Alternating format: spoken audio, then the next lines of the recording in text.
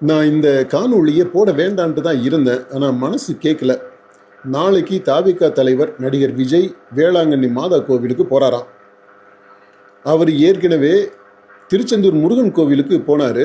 அவருடைய பக்த கோடிகள் எல்லாம் சேர்ந்து அந்த கோவிலில் இருந்த ஒரிஜினல் முருகனை ஓரங்கட்டி வச்சுட்டு விஜய் நடிகர் விஜயை அவர் கையில் வேலை கொடுத்து அரோகரா கோஷத்துக்கு பதிலாக டிவிகேன்னு கோஷம் போட்டு அந்த கோவில் வளாகத்தவே அப்படியே நாஸ்தி பண்ணிட்டாங்க. இந்த தேர்தலில் எப்படியாவது ஜெயிச்சிடணும் அப்படின்றதுக்காக இந்த முக்கியமான பிரபலமான சாமிகளை பூரா ஒரு லிஸ்ட்டை போட்டு வச்சுட்டு ஒரு கோயிலாக போய் அந்த சாமிகளை ப்ளீஸ் பண்ண பார்க்குறாரு. அந்த லிஸ்ட்டில் இப்போ அடுத்து வேளாங்கண்ணி மாதா வர்றாங்க. அதனால் வேளாங்கண்ணிக்கு அவர் வர்றாரு. அவர் அரசியல்வாதி வருவார்.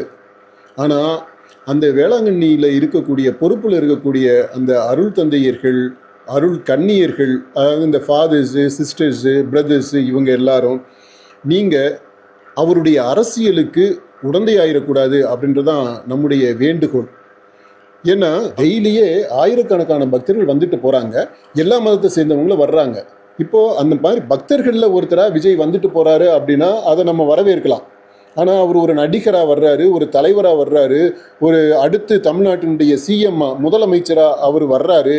அதனால அவருக்கு பாதுகாப்புக்காக பக்தர்கள் எல்லாத்தையும் அப்புறப்படுத்திட்டு அவரை ஸ்பெஷலாக அவருக்குன்ட்டு தனியாக நேரம் ஒதுக்கி அவரை கோயிலுக்குள்ளே வரவேற்று அவரை ஜெபம் பண்ண விட்டு அவருக்கு ஆசீர்வாதம் வழங்குறோம் அப்படியெல்லாம் நீங்கள் செய்ய போகிறீங்கன்னா கடவுளுடைய சாபத்துக்கு நீங்கள் ஆளாகிறீங்கன்னு அர்த்தம்.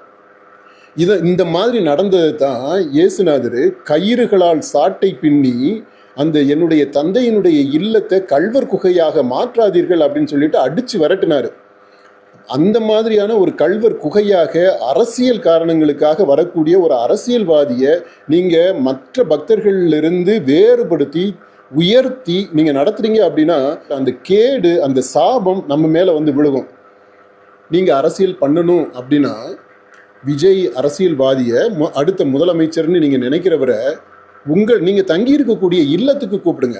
அங்கே நீங்கள் வரிசையாக நின்று அவருக்கு மாலை மரியாதையெல்லாம் செய்யுங்க. அவருக்கு நீங்கள் ஆசீர்வாதம் கொடுங்க, இல்லை அவர்கிட்ட நீங்கள் ஆசீர்வாதம் வாங்கிக்கோங்க. அது நமக்கு பிரச்சனை இல்லை. அது கோவிலுக்கு வெளியே நடக்கணும். கோவிலுக்குள்ளே வரும்போது எல்லாருமே அன்னையினுடைய பிள்ளைகள், எல்லாருமே இறைவன் முன்னிலையில் சமமானவர்கள். அங்கே நீங்கள் எந்த ஸ்பெஷல் ட்ரீட்மெண்ட்டும் யாருக்கும் கொடுக்கக்கூடாது அப்படின்றது தான் மிக சரியான கிறிஸ்தவ அணுகுமுறை.